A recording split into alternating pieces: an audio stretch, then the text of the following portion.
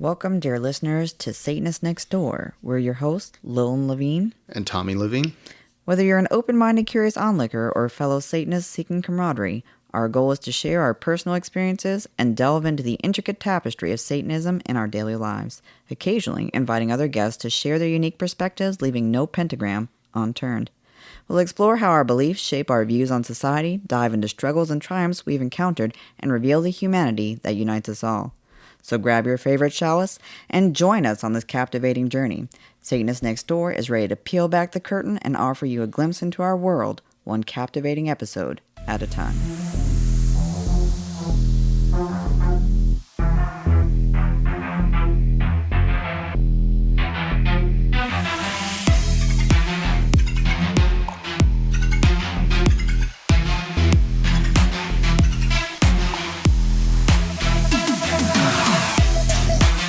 Hello and welcome to another episode of Satanist Next Door. So we got all sorts of stuff to talk about tonight because, well, Christian nationalists have been making progress. Or what's the opposite of progress? They're bringing us backwards. They're making progress in their minds, but dragging us backwards by their progress. Yeah, but makes sense out of that word. Before we go into that, we had told you guys back when we first started this podcast, our very initial episode was during Pride Month. Happy Pride Month to everyone. Yep. We had told everyone we put up a pride flag, and we've had it up for over a year now. And we finally got our HOA notice that it was not in compliance with the flag code. So, Boo. We will be addressing that with our HOA. Most likely, they're going to put us in a position where they're just going to fine us to death. Yeah. So, in the event that we have to remove it, we already have a fantastic backup plan where we have found lots of lovely LGBTQIA supportive decorations, and apparently you can have religious displays in your doorway. So I hope they're happy with wonderful satanic displays in my doorway. Yeah, I mean, we could have kept it with just a single flag. My one flag is about to multiply into a multitude of cool little yard displays and garden flags. Baby yard flags. There's these really cool garden gnomes that are just LGBTQIA colors of all kinds. So it's going to be a giant vomit of really awesome stuff in my yard because my flag multiplied. You fed it after midnight and now it has made wet. It did. Yeah. So it's like a gremlin. And in Texas, I'm sure this happens in other places, you can have curb numbers on your curb painted on there. So I'm going to go ahead and zhuzh that up with some awesome pride colors. And I found wonderful address numbers that I'm going to put over my garage that are also pride themed. So what was just one little tiny, not tiny, it's a 3x5 flag. It was a single flag though. And it's one beautiful flag that has been proudly flying at my home. Well, two, because one weathered and aged as they do. So we're on our second pride flag now. But because they wanted to go ahead and single it out, so I will now be going ahead and putting up many things that are within my right to do. And we'll see how that goes, because if they want to play, I'm more than happy to play. Yep. Read through all the deed restrictions and said, okay, well... And I'll also be taking pictures around the neighborhood of all the other flags that are still up that are not the American flag. Because if you don't uniformly enforce a code, then it sort of loses its validity. However, again, in Texas, HOAs have a ridiculous amount of power. Yeah. And I believe they can do $200 a day fines. It's $250 now. Good. Okay, $250 a day is what the fine can become. We have 7 days to quote unquote rectify the issue. Yes. But I will not be putting up any other flag. No. I will instead be putting up some really cool garden flags because apparently those are acceptable, and some really neat decor. Little gnomes and numbers and all of that sort of stuff. Now it will be pride everywhere. Yeah.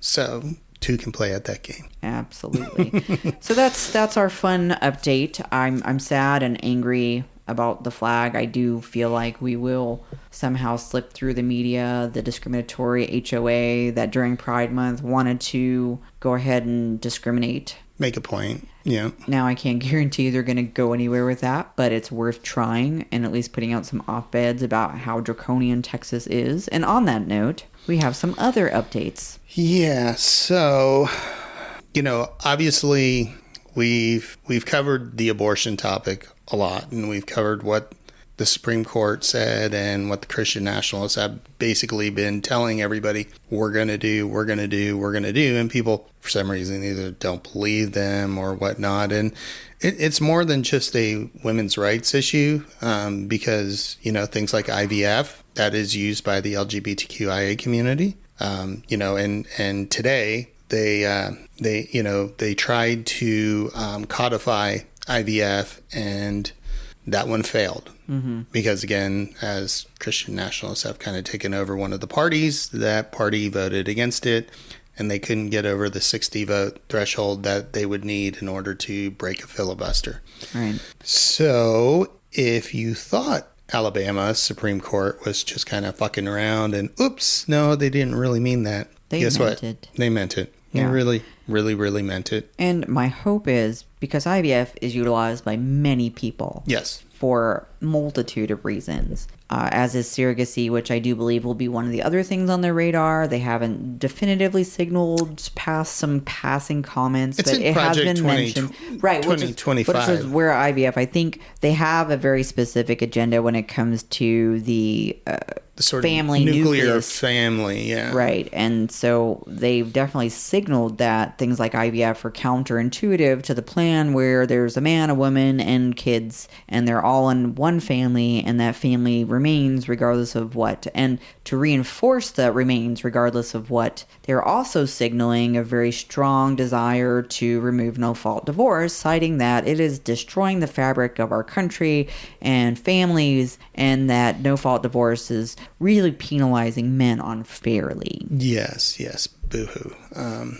So, yeah, IVF was the big one today. Mm-hmm. And about a week ago, they also tried to codify birth control. Yeah, access to contraception of any kind. And that one also failed, surprisingly, with basically the same amount of people, and the same people that voted against IVF voted Ridiculous against regressives. Mm-hmm. Yeah, voted against contraception, and but at the same time won't allow abortions in half of the United States. So you're supposed to protect yourself against getting pregnant if you have sex, but we won't protect contraception. Okay. No, but this is ridiculous, because in a state like, let's just say Texas, where I happen to know some of the things, I can't speak to some of the intimate details of other states because I don't live there and I'm not actively talking to people going through things. But here, it's difficult to get on CHIP if you're even under the income bracket. It's difficult to get on Medicaid, Medicare,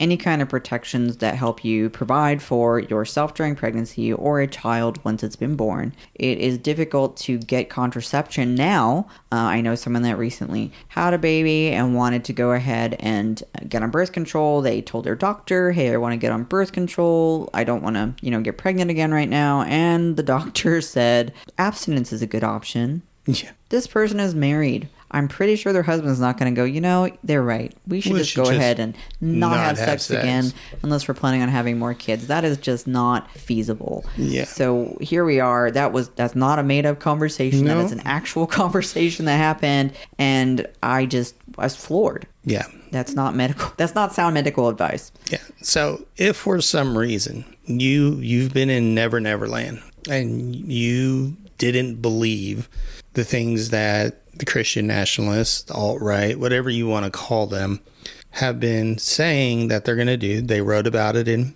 Project 2025 when they overturned Roe. Honestly, they wrote about it initially in Project Blitz, which was another project before that. But they've been writing about this for as long as I can remember in some way, shape, or form. Even when you go back to what it really was the segregatory issue from Reagan and even before that. So we can argue this, that, and the other. But right now, we find ourselves in a position where we're seeing it live in action. Yeah, and honestly, my feelings on this are mixed that they did this. I think it's a good thing that they showed their hand now because they were going to do this anyways. And I think it's a good thing they showed their hand now before the election, because now people know what the fuck they're going to do. There is no, well, maybe not, or Bill said, or Ted said this. Well, Ted can say whatever the fuck he wants on paper, but when he voted, Ted voted against, codifying this. And their excuse is, well, this is already, set in stone by the Supreme Court. Well, we saw that story before. Stare decisis doesn't seem to matter. Something comes to mind. I believe during confirmation hearings, these people... Was it Roe? Oh, gosh, it was Roe that was cited. During the confirmation hearings. That was cited. We will never mess with that. It's already decided law. Yeah, it's already decided law. So yeah, the whole bullshit about, well, we voted no because it's decided law by the Supreme Court, that doesn't hold water anymore. My favorite is still that they quoted a known witch hunter in that whole thing. So, yeah. And somebody had the nerve to me. They were when it came to the birth control thing. They were like, "Well, you could just go down to the store and buy birth control." And I was like, "And a couple of years ago, you could just make you can call up your doctor and make an appointment and have an abortion." You can't do that anymore. So it doesn't take them long once they strike this shit down to remove. The issue being, and I'm conflicted because a positive, they said that the abortion medication necessary for a medical abortion is protected. So SCOTUS did stand behind that, not because they were worried about the best interest of the people that are utilizing that, but because I feel, and other people I've heard express the same sentiment, are protecting the drug companies' bottom line. So I feel like that's protected. Birth control, I wonder about that. So the medical one is really interesting. If Kavanaugh wrote it, and I haven't read all the way through it. I'm not a fan of Kavanaugh, but they put some poison pills in there. Mm-hmm. So right now they have the open case basically saying, if somebody comes to the hospital and they're dying, they're bleeding out because of an abortion, as a doctor, you have to treat them. And there's some doctors that are saying, well, no, we're suing. And I think it's in Idaho. We're suing the state of Idaho because we don't feel like we should have to help them because we would be participating in an abortion. So there was some language in there around that, basically signaling that, okay, well, we're going to leave these drugs as it is because, like you said, I think the pharmaceuticals had a hand in that. But if something happens because of it, a doctor doesn't have to help. So there's a couple poison pills in this, and I want to read through them more in depth before I go more into that on the podcast. But I do know there's a couple poison pills in this. So although it seems like good news, and in some ways it is good news that they left it, but the way they wrote up the decision has some really disturbing shit in it. Yeah. Speaking of disturbing shit, a new case out of Texas brought by none other than our very favorite Attorney General Ken Paxton. If you can't tell that's sarcasm, it absolutely is. Brought for the state of Texas. Ken Paxton. Two University of Texas Austin professors broadly challenging the U.S. Department of Education's interpretation of Title IX, federal law that prohibits sexual discrimination in education, set to go in late this summer. And the Title IX guidelines essentially say pregnancy or related conditions being abortion, pregnancy, things like that, protect you from being penalized unfairly for grades or employment. Absences, employment, So they decided, these two, we'll call them professors, but I have to say the behavior really makes me question the actual ethical use of the title because intelligence would be necessary, and I find this to be the opposite of intelligent. The case essentially in the headlines is saying these two plaintiffs will not comply with the guidance that they're saying non-binary gender pronouns and cross-dressing, they quoted it, this is their own words, cross-dressing teaching assistants, and notably students who seek abortions, they will not protect them. So I don't know how they'll know about the abortion stuff, because you can be sick or you can, have other things. So I'm curious how they're planning to enforce that, other than, the non-binary thing pisses me off because they won't use they. They won't, They won't. And look, that is not something that's new. The use of they as a plural or a singular is used widely and has been for longer than this argument has been happening. So that is a ridiculous argument. But they're stating that I said. And they'll refuse to excuse a student's class absence. They will impose grading penalties if the absence is related to a quote-unquote elective abortion, meaning that they apparently didn't need it. Now, I would argue that anyone that chooses to do it needed it. So to impose your belief of what their need is again, an egregious overstep of your importance in other people's lives. And then they go on to talk about blah, blah, blah, what an elective abortion means to them, which I don't really care about. And then they talk about how they also want to deny employment. They want to impose, we already know, a loss of medical license. They want to utilize civil lawsuits to go after people that protect and aid those that want to seek abortion care. And now the denial of education would be a new way of trying to force this dystopian reality where you have no right to decide what you will and will not allow for your body. They're basically going to fail female students. Oh, but not just that. And Not just that. Failing the students is awful on its own. And now they also want to remove any teaching assistant possibilities. Now, they say if they've signaled any support for it or they've aided someone, again, I don't know how they're aware of this. And now, this is a question. This is something I really have a very big concern. What if other students are saying that they don't like a particular assistant, so they heard them talking to someone about this? How are they validating these particular claims? But that's the type of shit that's going to happen. It's why the witch hunter BS, I'm not going to call him sir because you get a title for a reason, but Hale, who was cited, that's the same sort of crap. They created a social environment where people turned on people that were seen as outside of the norms of society at that time. They labeled them as witches, which is something they're still do to this day. Yeah. And this is a new way of doing exactly that. So now we're going to insert a witch hunt with abortion hunt. It's the same exact thing. Well, so I guess the one bit of, you could call it good news in Texas, is that, we did another episode about these sort of invisible abortion highway walls that they were trying to put up, and somehow they're going to know if you're driving through the city to get an abortion. Well, Amarillo basically said, no, we're not going to do an abortion travel ban, which actually kind of surprised me because Amarillo is up in the Panhandle and a little boondocky. So it's a college town as well. So keeping in mind it is right by some of the more... Lubbock's more of a college town than Amarillo. There They're is close. a student, there is a student population. Yeah.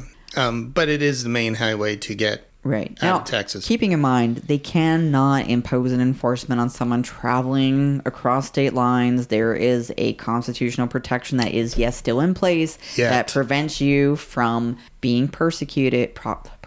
No, you'll get persecuted. You can't be prosecuted for doing this at this point in time, because what they're doing is trying to go after people that are helping you travel, or places that are helping you along the way, or the gas station attendant, the Uber driver, McDonald's person, whoever served you the French fries, Yeah. So, essentially they're trying to scare tactic people into not getting the help that they want and need. Yeah. These things are really civil suits. There's a whole lot of difficulty proving damage. They haven't, to my knowledge, pulled one through yet because there just isn't the merit there. There just really isn't. So it's frivolous at best. So why does all this have to do anything with Satanism? Well, gosh, I hate to even try to state just the many numerous... there is not a tenet of my belief system as a TST Satanist with a satanic temple, but even as a Satanist in general, I see issues. But you could just go through them. One should strive to act with compassion, empathy, within accordance with reason. Well, compassion, empathy means that people should be able to get the care they need to preserve their physical and psychological health. It means that they should be able to get IVF if they want to seek pregnancy.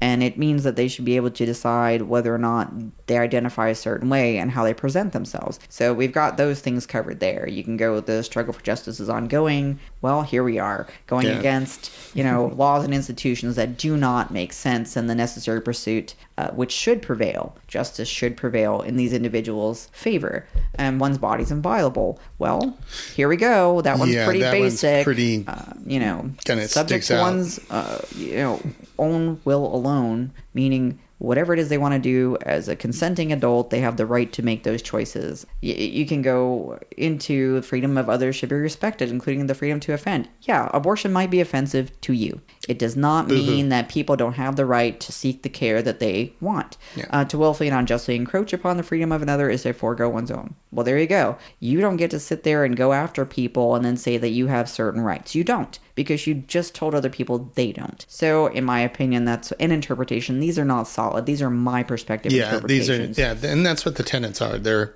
guidelines. They're not commandments that you can use like a baseball bat to hit somebody over the head, right. But they are. But based on my intellectual interpretation, you could apply these. Beliefs should conform to one's best scientific understanding of the world, meaning these are healthcare options, these are fertility options, these are contraceptive options, these are, identity-related care options. These are things that we scientifically know have a reason, purpose, and definite place in society. Are you trying to say that IVF is a scientific thing? Yeah, and I also believe the Earth is in fact round. No, ma'am. It says specifically in the Bible, a dome. Oh, no. A dome over the Earth. It is because domes are flat. It is flat with a dome over it. No. There was a video, and if you haven't seen it, it's running around out there where someone literally states that a dome is in fact flat. So there's a lot of problems with that statement, and yeah. Because in the Bible. Yeah, I don't remember reading about the super dome in the Bible, but sure. I'm sure it's in there. Yeah.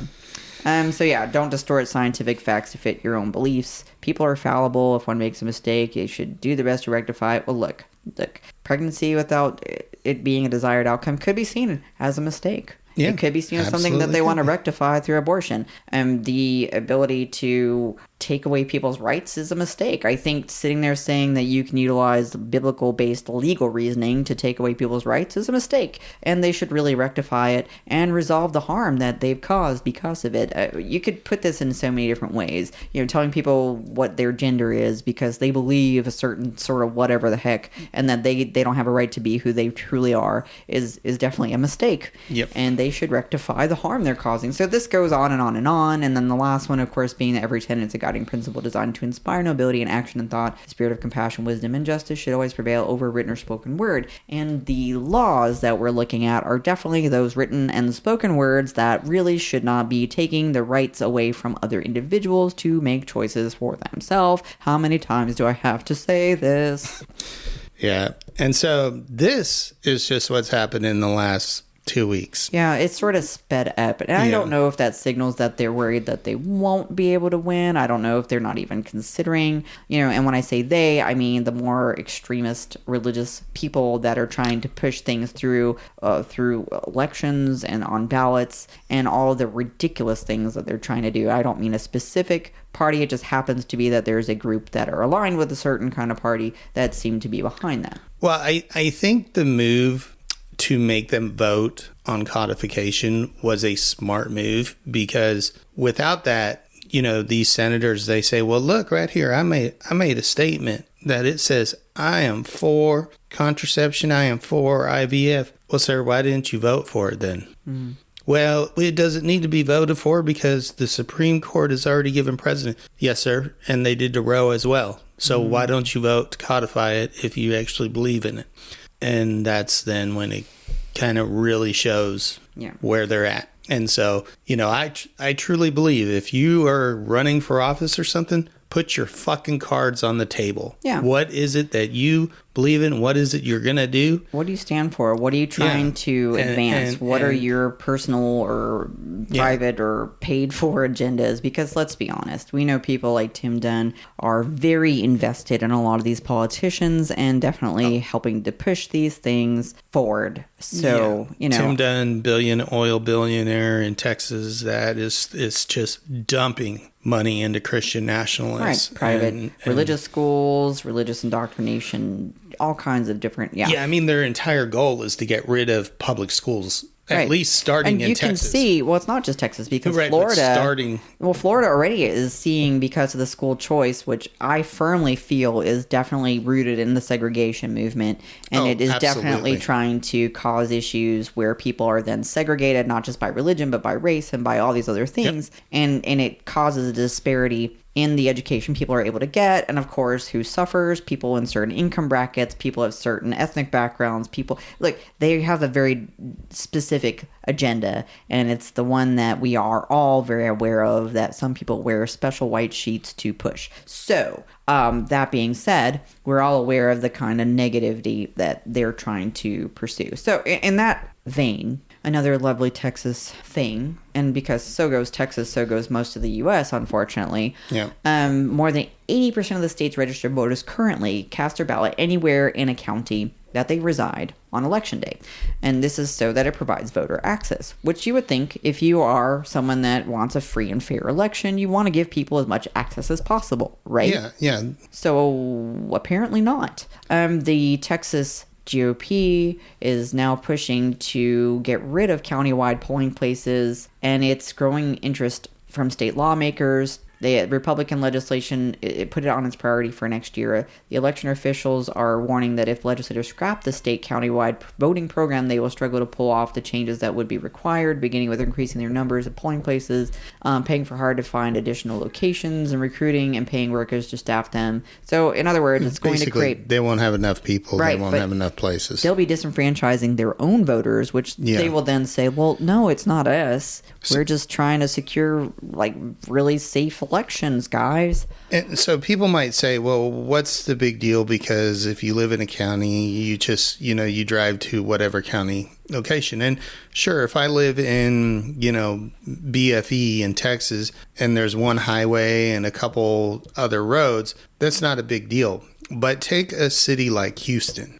You can work on one side of the county and live on the other side, and it could take you 2 hours to get from one side to the other in traffic. And so a lot of people, they're getting out of work on the day, because as a nation, we don't give people the day off to vote. And so a lot of people go to the voting place nearest their work because they walk out of work and they go and they vote there. It's even more nefarious than that, because we're talking about areas like Lubbock County. Yeah. So it's not just the bigger cities. We're talking about 96 counties that currently allow voters to cast their ballot anywhere in the county on election day.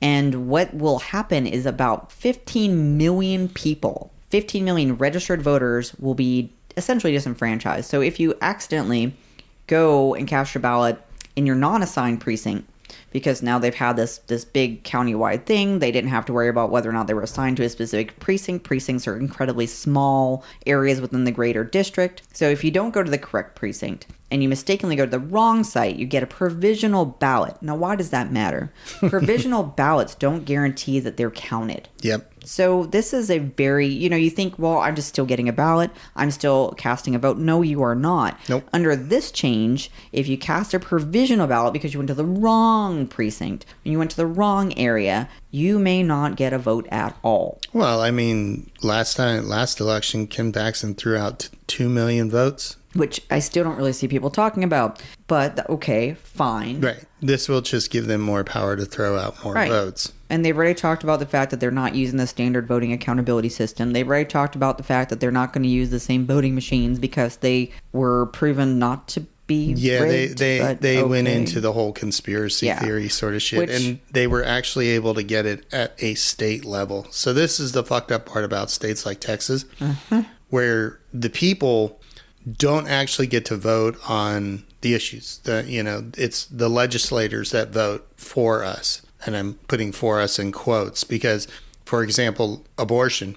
Never once was abortion ever on any sort of state voting for people to be able to vote. And they all say, well, bring it to the states and let the states vote on it. Our legislators voted for us. We didn't vote. By default, you voted by voting for a legislator that, blah, blah, blah. But no. Well, the vote setter model that we have now was actually championed by a Republican in the state of Texas. It won bipartisan support back in 2006. And so just looking at the shift we've seen since then to now, because this individual wanted to make sure that there was the ability for people to participate regardless of where they were, and to ensure that there was tools necessary to get out these ballots. And, that bill, it passed unanimously, as far as I understand. Yeah, it was a unanimous vote. It was to allow people to vote. To allow people to, back in Imagine 2006, it was initially sent in 2005. It was supported by Republicans back when, I guess well, that's back when they were Republicans. Yeah. Rhinos now is what they're called. Like that. But, it was something that they felt was important enough to champion, and it worked. And now we're at a place where they're saying that they want to minimize people's opportunity. So this again is why it's so important to talk about these issues, because whether you want to recognize it or not, whether you believe it or not, whether you care or not, the Christian nationalists are pushing through to make this country into a theocracy. Mm-hmm. That is their goal. And they're chipping away at all these laws here and there, here and there, here and there. And unfortunately, a lot of the other side is too busy arguing amongst themselves. About ridiculous things. About stupid shit in order to, and they're not paying attention. The state of Louisiana right now, and other states, but I know specifically Louisiana is in such a horrible shape when it comes to care during pregnancy and for people that are in the process of childbirth, that doctors are flat out refusing to take care of them when they show up at the hospital to give birth. Can you imagine the scenario where you're actually in a hospital and the doctors will not help you? So on top of Louisiana, we were just talking about how the Supreme Court upheld I forgot the name of the medication. Mifepristone. Yeah. In Louisiana, those are controlled substances. Right. So you get caught with those, you go to jail like as if you were carrying around cocaine or heroin. Lovely. Yeah. But that leaves people in states like Texas and states like Louisiana with these crisis pregnancy centers. And folks, let me tell you something. You think you're going there for any kind of crisis management? They are not medical facilities. Nope. They cannot provide you medical care. Nope. They can provide you a healthy dose of misinformation.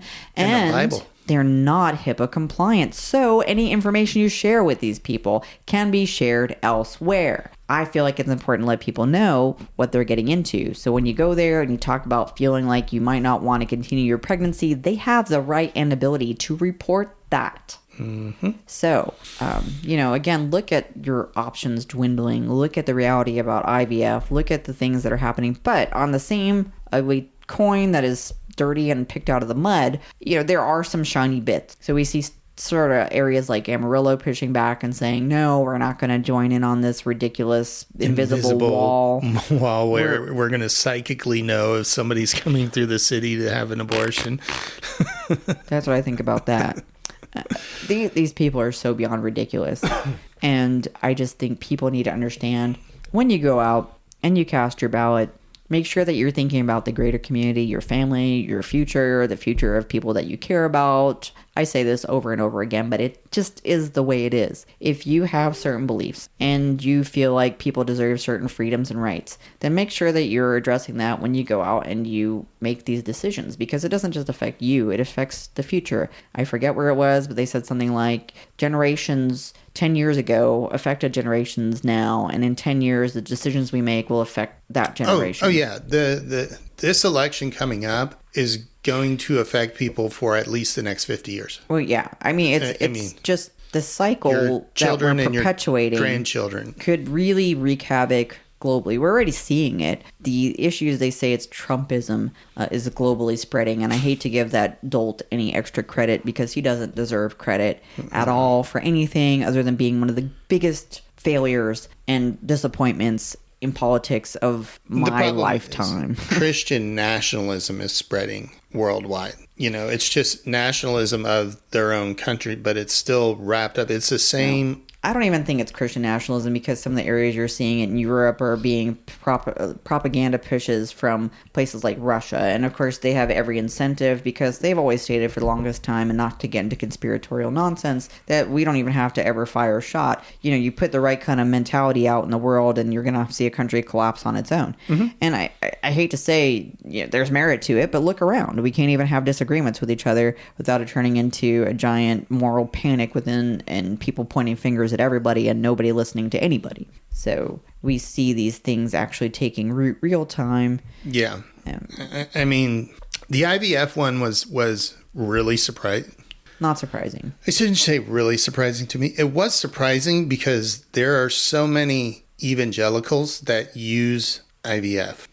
Well, apparently they didn't read Project 2025 because they clearly stated that these kind of things should only happen by, husband and wife, or the adoption of the unfortunate child in a home that they don't think is adequate. Yeah, but that one surprised me a little bit that they showed their hands this early. Well, you said it was an intelligent decision to push it by the Democratic individuals who did sponsor it. Yeah, it was intelligent. And last week they pushed the contraception to force their hands. This week they pushed the IVF. Be curious to see what they push over the next few months. Here we are just trying to codify things in case things were to go in a direction that would take away more rights. We all know that there's a strong chance. I'm not going to say it's a probability because I don't want to think that way, but there is a chance that things end up in a more negative situation where more rights end up being lost. We had Trump out there saying the other day that the states banning abortion are beautiful. Watching it happen is beautiful. The man doesn't know how to speak to save his life. But he's very clearly wavering every which way to try to appease everybody. And he's just a vindictive, ugly little man. So it's just horrible in my opinion that someone like that would be a candidate. Now, again, you vote for whoever you want. But I find it abhorrent that an individual like that, I don't care what party he was representing, an individual like that would even make it that far. Yeah. Again, it kind of shows where our society's at now. Yeah. And it shows, what was that? What was that movie? God and Country. Fantastic movie. Yeah, actually very good Documentary. Documentary, yeah. I highly recommend it if you haven't watched it, because it does show. And the thing that it shows so clearly is the difference between Christians, like actual Christians, and Christian nationalism. And there is a distinct difference between the two. There are Christians that I can actually work with.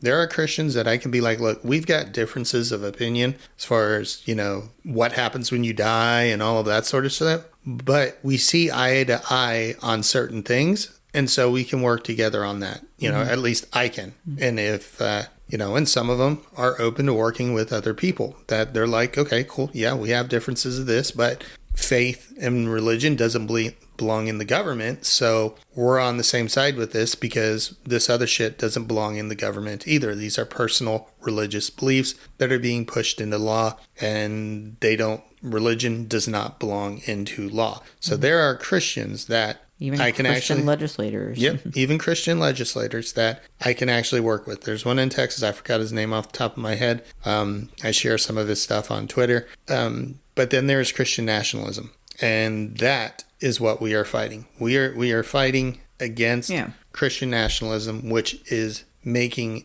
inroads into taking our rights away. It doesn't matter who you are unless you are a white male Christian nationalist. I'm already tired of hearing the sound bites, but it was very, very clear when a certain SCOTUS justice was having a private conversation where it was recorded that they really have no issue enforcing religious theocracy on people through law and reasserting what was never actually asserted, but their false claim that they're reasserting this country as a Christian nation. Look, before it belonged to anybody here, it belonged to people of many faiths. Yeah. And it doesn't belong to a faith. It belongs to a society of people that hopefully can get past this ridiculousness and learn how to work together for the benefit of society as a whole, because there's a whole lot more things going on than just this petty ridiculousness.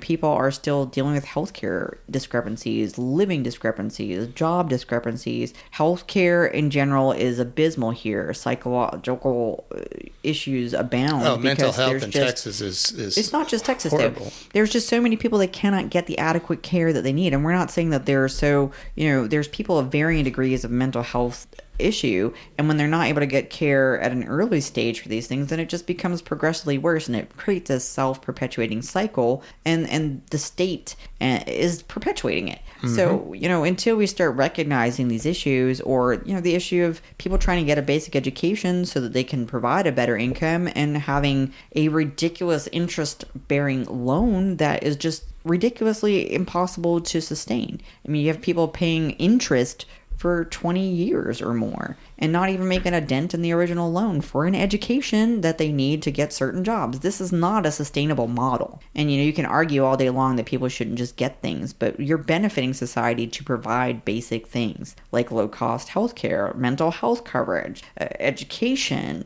childcare, early learning programs, food security, just things. Wait, hold on. Yeah. You mean we have to feed the kids that were forced to come into this world? If you live in a state where the politicians get free lunches, but the students don't, there's a problem. Yeah. So, yeah, I know we kind of...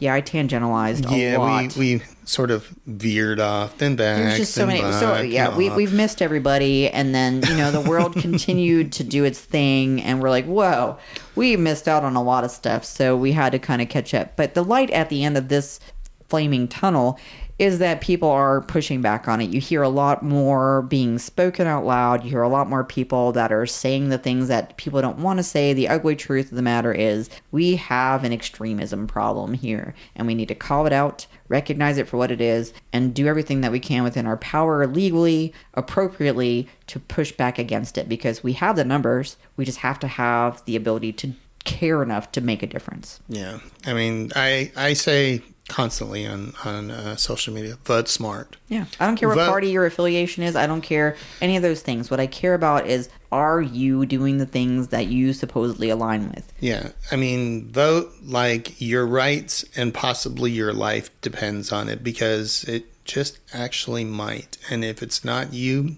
it's somebody you love. And I guarantee you, everybody will be touched by, these things as they go through. And it's already happening. Yeah. I mean, we see people that now are infertile because of these things. We see people that are in awful situations because of the just ridiculous backwards laws that people are pushing unnecessarily. So, just be smart, do your research, fully understand what you're getting into, and consider what kind of world you're leaving behind or what kind of world you're walking into, and just do the right thing. That's hard. I don't know why, but it seems to be. Yeah. All right. Well, many, many happy wishes to me on my wonderful decorating of my front yard. I will try to share some images at some point, but unfortunately my beautiful flag will probably have to come down. We're going to try to appeal it, but I cannot guarantee it will make any difference. But that's okay. I will make one, regular size flag turn into many small flags, and I think I saw some really cute garden gnomes with some really cool hats, and I'm going to make the most of it. So they want to play. I'm ready and willing. Yeah, let's play ball. And with that, good morning, good afternoon, and good night, wherever you may be, and hail Satan.